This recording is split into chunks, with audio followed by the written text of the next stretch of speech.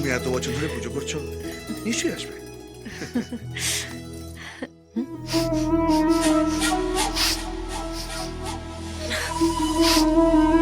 এটা কি কিসের গন্ধ এটা তোমার শার্টে?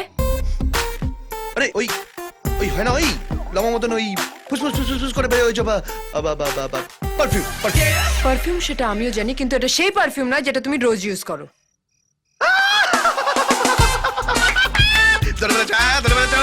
কি নাক তোমার, বাপরে বাপ, পুরো লালবাগের ওই স্লিপার ডগদের মতন। আরে গুরুর এক বন্ধু পারফিউমের বিজনেস করে, আমি বললাম ভাই লাগিও না, উনি বলেন লাগিয়ে যান, বৌদি খুশি হবে। মাইরি বলছে, এটাই বলেছে। ঠিকই তো বলেছে, খুব সুন্দর গন্ধ। এর পরের বার থেকে এটা ইউজ করবে। দাঁড়াও, আমি তোমার জন্য মিষ্টি নিয়ে আসি। সুগার একটু কন্ট্রোলে আছে, তাই জন্য বেশি লোভ করবে না।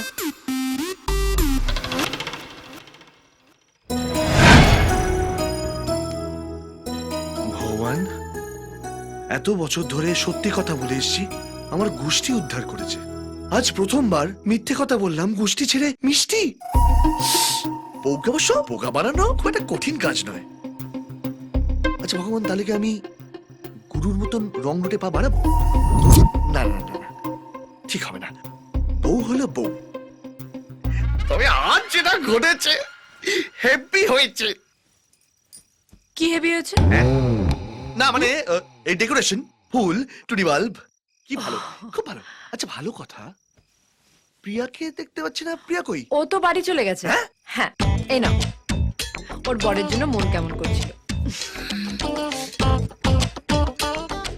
খেল খাতাও আজ মাথালে গুরু বাড়ি ফিরবে আর দরজা খুলবে প্রিয়া, কেন তো হয়ে যাক। আমি আইতাম বম বম বম। বউ দেখেনি তো, বউ তো নেই বাড়িতে। আমি বাড়ি আইতাম বম। গুরু, তুমি এখানে, মানে তুমি এখানে তুমি মদ খেয়েছো? হ্যাঁ মদ। তুমি বাইরেটা দেখলে তো, ভেতরটা দেখলে না। জিজ্ঞেস করো আমি আমি কেন মদ খেয়েছি। কেন? কেন মদ খেয়েছি? শ্যামা। শ্যামা? তুমি চিনবে না, আমাদের অ্যাকাউন্টেন্ট। ও আজকে একটা বিরাট কাজ করেছে। কি করেছে জানো? কি? ও আজকে আমার একটা লেডি স্টাফকে